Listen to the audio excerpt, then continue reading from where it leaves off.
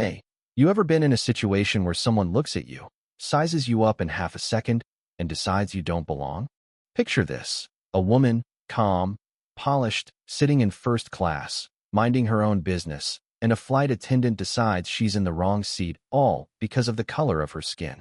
This isn't just a story about a mix-up.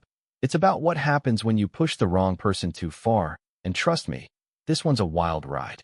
Let me take you to LAX, the first-class lounge of Pacific Skies Airlines, where the air smells like money leather seats, fancy coffee, a faint whiff of citrus polish. Dr. Maya Carter's sitting there, gazing out at the tarmac, watching baggage carts dance under the California sun. She's 43, sharp as a tack, the kind of woman who could run a boardroom in her sleep. Her navy suit's custom-made, her laptop's some next-level tech you won't find in stores, but to anyone glancing her way, she's just another traveler. That's how she likes it. Maya's the CEO of Horizon Pulse, a tech empire that's rewired global shipping with an AI called Nexus. Think a crystal ball for supply chains, scary accurate. She's headed to Singapore to seal a $12 billion deal to buy out an old-school shipping giant, Tan & Sons. This isn't just business. It's her crowning moment, the kind of deal that cements legends. Maya lives for efficiency. First class isn't about luxury for her. It's about focus, a quiet bubble to prep for a deal that could shift global trade. She keeps a low profile, no magazine covers, no flashy interviews. Power, she thinks, works best when it's silent. So when the boarding call for Flight 815 to Singapore comes, she grabs her sleek briefcase, sips the last of her sparkling water, and heads to the gate. The agent, a frazzled guy named Tom, scans her boarding pass for seat 1A with a quick, "Have a good flight, ma'am," already distracted by the next passenger. Maya steps onto the jet bridge, the familiar hum of recycled air and jet fuel in her nose, and boards the plane.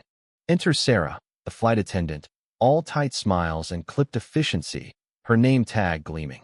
She greets Maya with a "welcome aboard," but there's a flicker in her eyes, a quick scan of Maya's tailored suit, her simple gold stud earrings, her short, natural hair.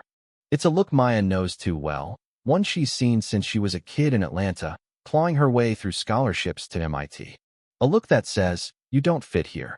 Maya brushes it off, slides into her pod in first-class private, plush, perfect. Next to her in 1B, a guy named Greg, some loud-talking exec in a wrinkled Armani suit, is already yammering on his phone about closing a big deal. Maya's barely settled when Sarah looms over her, smile gone, voice sharp. "Excuse me, can I help you?" Maya looks up, calm as a lake. "I'm good, thanks." Sarah doesn't budge, arms crossed. "I think you're in the wrong cabin. Economy's that way, through the galley." The words land like a slap. Greg in 1B pauses his call, smirking, ready for a show. Maya feels that old, tired knot in her gut, the one from every teacher who doubted her, every investor who asked who she was really working for. She holds Sarah's gaze, her voice steady. "My boarding pass says 1A. I'm where I'm supposed to be." Sarah's lips twist, disbelief dripping. "There's got to be a mistake. These seats are for our top-tier flyers, corporate clients. Sometimes the system screws up." She gestures toward the back. "If you just head to the main cabin, we'll sort this out." The implication's clear. You're not one of us. Maya doesn't flinch, just sits there, a statue of calm, watching Sarah dig her own grave. The cabin's quiet, but it's a pressure cooker. Greg's staring, other passengers are peeking over their pods. Maya's voice drops, cold and clear. "There's no mistake. My seat is 1A. Sarah's not having it.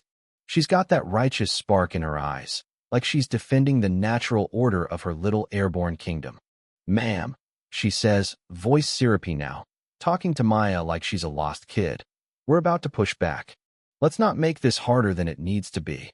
Greg chimes in, leaning over, his voice oily. "Yeah, just go with it, lady. System errors happen. Let's get to Singapore, huh?" Maya turns, gives him a look not angry, just dissecting, like he's a bug under a microscope. Greg squirms, retreats.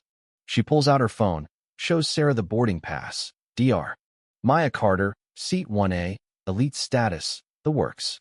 Scan it if you want," she says, cool as ice. Sarah barely glances at it. "Screenshots don't mean anything," she snaps, patience gone. "Move. Now."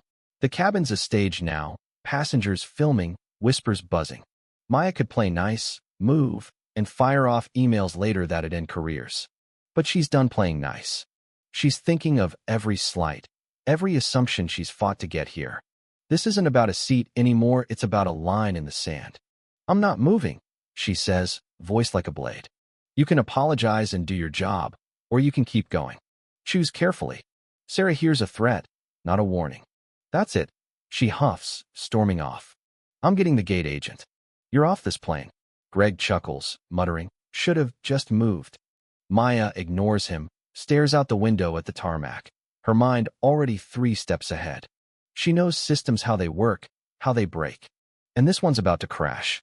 Minutes later, Sarah's back with Tom, the gate agent, looking like he'd rather be anywhere else.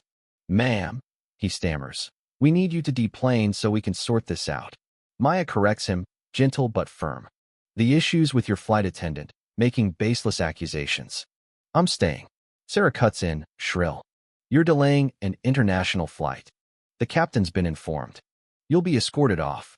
The cabin's electric now,